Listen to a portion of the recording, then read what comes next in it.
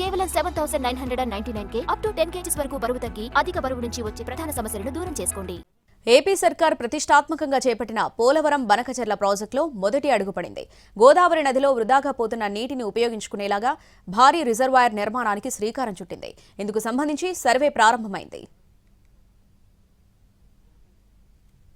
నదుల అనుసంధానం ద్వారా ఏపీలో కరువును తరిమి కొట్టేందుకు ప్రభుత్వం కీలక చర్యలు చేపట్టింది.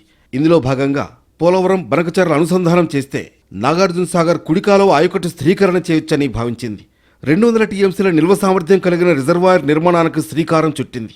గోదావరిలో ఏటా వరదల వల్ల 2000 టీఎంసీల నీరు వృధాగా సముద్రంలో కలిసిపోతుంది. పోలవరం ప్రాజెక్టు ద్వారా 650 టీఎంసీల నీటిని నిల్వ చేయవచ్చు. పోలవరం నుంచి 200 టీఎంసీల నీటిని ఆయకట్టు స్థిరీకరణ కోసం కేటాయించాలని భావించింది.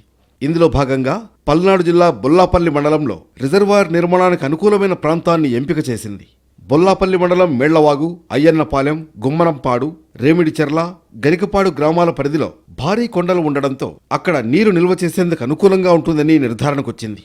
దీంతో ఈ 5 గ్రామాల్లో సామాజిక ఆర్థిక స్థితిగతులపై సర్వే చేపట్టాలని ప్రభుత్వం ఆదేశాలు జారీ చేసింది. స్టోర్ చేయొచ్చండి, తక్కువ ఖర్చుతో ఎక్కువ టీఎంసీ వాటర్ తయారు చేయొచ్చు. గ్యాప్స్ కూడా తక్కువ గ్యాప్స్తోనే ఫిల్ చేసుకుంటూ ఎక్కువ స్టోరేజ్ చేసుకోవచ్చు అనమాట.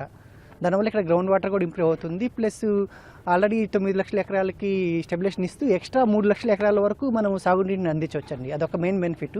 అట్లానే ఒక 20 టీఎంసీ వరకు ఇక్కడ ఇండస్ట్రియల్ ఏరియా కోసం కూడా మనం ఇచ్చుకోవచ్చు. ఎంత మంచి ప్రాజెక్ట్ అండి. దానికోసం మేము ఈరోజు సర్వే చేయడానికి ఇట్లా వచ్చాము. మొత్తం 10 బృందాలు 5 గ్రామాల్లో ఈ నెలాఖరు వరకు ఇంటింటికి తిరిగి సర్వే నిర్వహించనున్నాయి. రెవెన్యూ, పంచాయతీరాజ్, జలవనరుల శాఖ అధికారులు సర్వేను పర్యవేక్షించనున్నారు. మరోవైపు జలవనరుల శాఖ అధికారులు కూడా ఈ ప్రాంతంలో నీటి నిల్వకు అనుకూలంగా ఉంటుందని చెబుతున్నారు.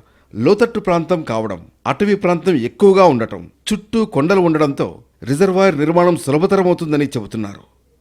బనకచెర్ల ప్రాజెక్టులో కీలకమైన రిజర్వాయర్ నిర్మాణానికి సర్వే పూర్తయిన తర్వాత 2వ దశ పనులు మొదలుపెట్టేందుకు ప్రభుత్వం సిద్ధమవుతోంది.